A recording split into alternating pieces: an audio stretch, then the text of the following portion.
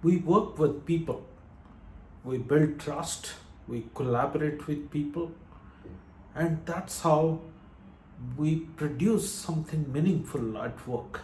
Ladies and gentlemen, my dear children, welcome to a new episode in Sadhana World Foundation. We have been talking about various aspects for students to move from the campus to the Karmabhoomi.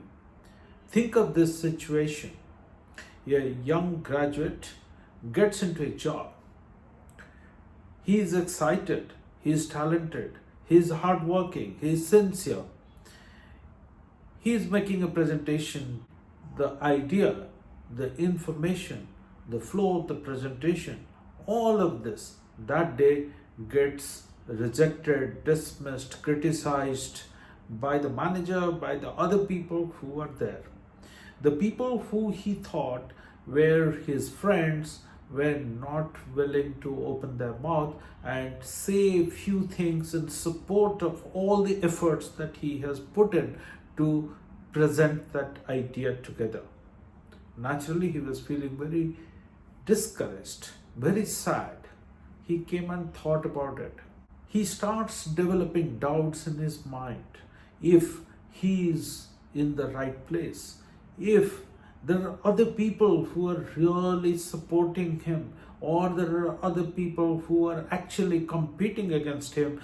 There are people around him who want to see him fail.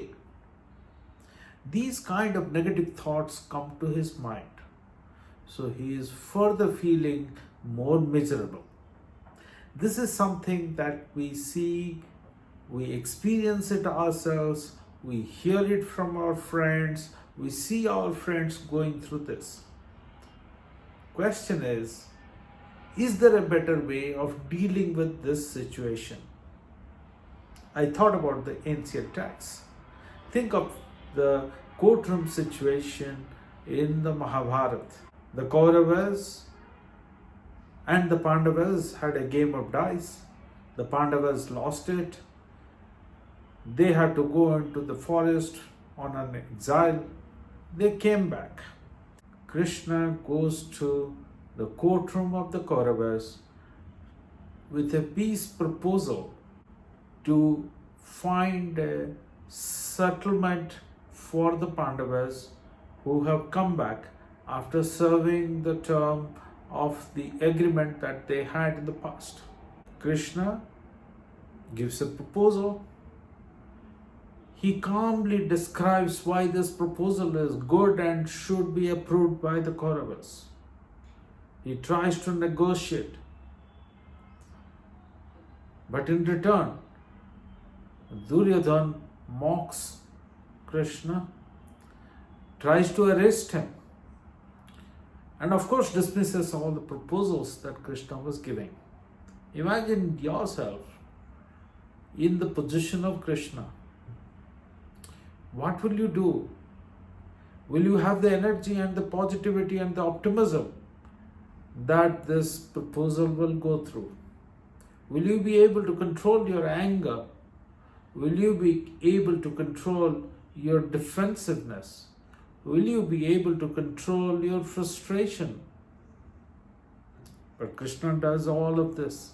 He doesn't let his ego come into the situation. He calmly tries to negotiate. He stays firm. He doesn't dilute his position, but he doesn't let his manners and behaviors get impacted by the reactions which you and I are very likely to demonstrate. That's the learning, my dear children and ladies and gentlemen. Our ancient texts have demonstrated how we must behave under duress, under pressure, how we work with people, how we don't spoil relationships, how we build trust, how we leverage trust. All of it is given at length through multiple situations in the epic Mahabharata.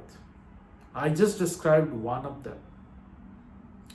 So this young professional next day gets this idea and goes to his manager and says, maybe I didn't do something right in the presentation. Why don't you give me some guidance? He goes to his senior colleagues and says the same thing. He goes to his peers and takes some feedback. He doesn't let his ego come above his ability to take feedback, to seek inputs. Some of these inputs are valuable, some of the perspectives are valuable, and many of them are not. But at the end of it, he has built a relationship, he has built trust, he has built certain degree of confidence to not let the ego impact his work. He has built that trust so that in future situations, he is not going to face this. I think it's a brilliant turnaround of our state of mind. We spoke about the inner dimensions already. We spoke about how to prepare your mind. We spoke about how to put a lot of effort, not really worry about outcomes. We spoke about the need for continuous learning. We spoke about building integrity and demonstrating it every day, and so on.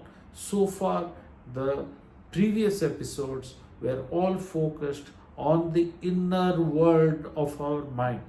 Now, it's a newer aspect, new dimensions I'm going to cover, which is about the external world. How you deal with in your mind the reactions that a normal human being demonstrates. How we control our thoughts, how we shape our mind in such a way that we are better prepared to deal with the real world. I will cover one such dimension in the future episodes. Thank you very much for thinking about this and slowly practicing it every day of our life.